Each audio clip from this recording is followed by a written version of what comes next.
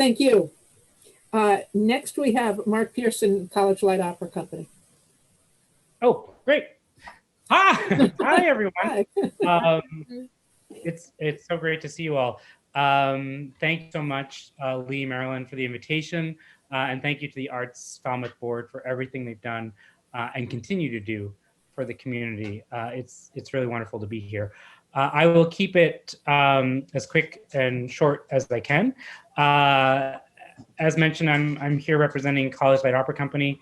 If you don't know who we are, CLOC is the summer resident theater company at the Highfield Theater. Falmouth Theater Guild is there in the winter months. We're there in the summer. We do 9 productions over 9 weeks, but our real mission is to provide a training ground for young artists. So we bring in students from across the country to our campus in West Falmouth normally.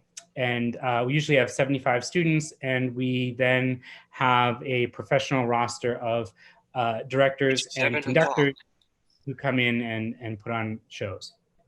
So that's who we are.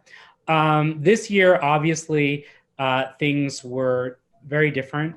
And when the writing was clear on the wall about the pandemic and we were going to need to cancel the 2020 season, we had already accepted the majority of our students at that point.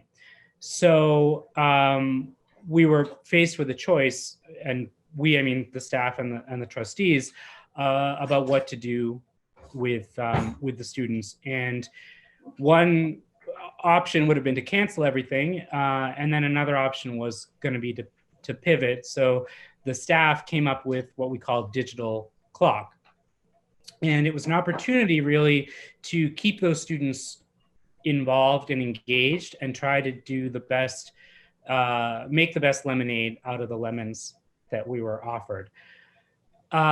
So what we ended up doing was 9 shows with 9 performances each for a total of 81 episodes of virtual content, which was available and is actually still available on our website if anyone wants to check it out. And that was, so how we got there was really through going back to our core mission. And I think that that'll probably ring true for many people on this call. In nonprofits, you know, when things get really tough and difficult, the first place you go is to your mission statement. And our core mission is to provide a training ground for the next generation of artists and arts administrators. So it became, I think, clear for us that we could do that mission virtually effectively, hopefully as effectively as we do it physically.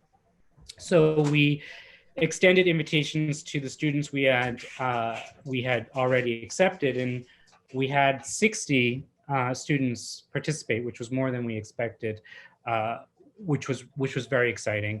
And we found that through digital clock, we could actually reach out to a lot more people than we normally do. I think well, probably everyone on here is connected to live performance, and folks in the business of live performance, we often don't wrap our minds around the digital options or the recorded options, because if we wanted to be in TV, we would have gone into TV.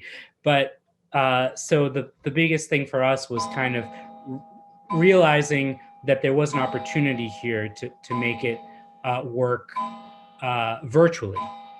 So we had the vocal company, we had the orchestra, we had the technicians, we had them all meeting weekly with each other doing projects. And then those projects turned into the shows, which we then broadcast.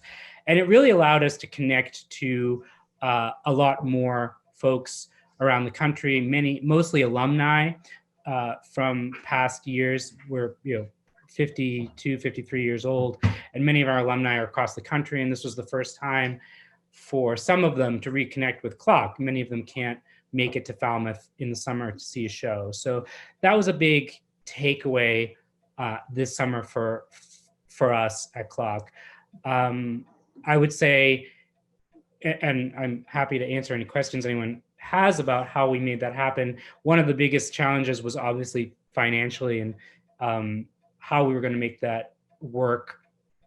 Clock is usually a 60-40 split, and by that I mean we are usually 60% of our budget is made up from ticket sales, whereas 40% is contributed income. We had to take that model and turn it on its head, so that we knew we couldn't generate any kind of income during the summer, but we would still have costs. So we were able to reduce our annual budget by 40%, but that meant that it was 60% of the annual budget, which was a 20% increase in our giving projections.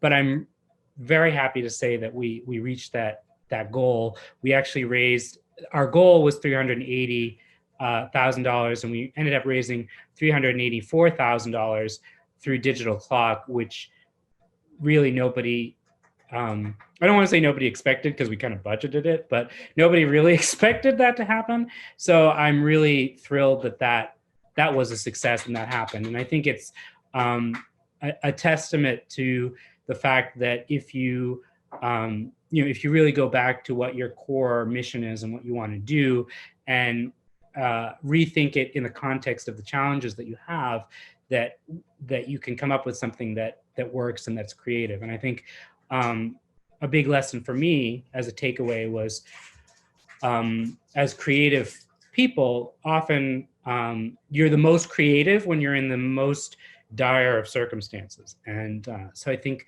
that Digital Clock is a testament to that we were able to continue and provide not only programming, but more importantly, a platform where our students could interact with professionals in the field. Many of our students had already seen their senior performance opportunities taken away from them because of COVID, or their design projects had been canceled or made virtual. So we were kind of the last hope for them to have something creative to do through this year.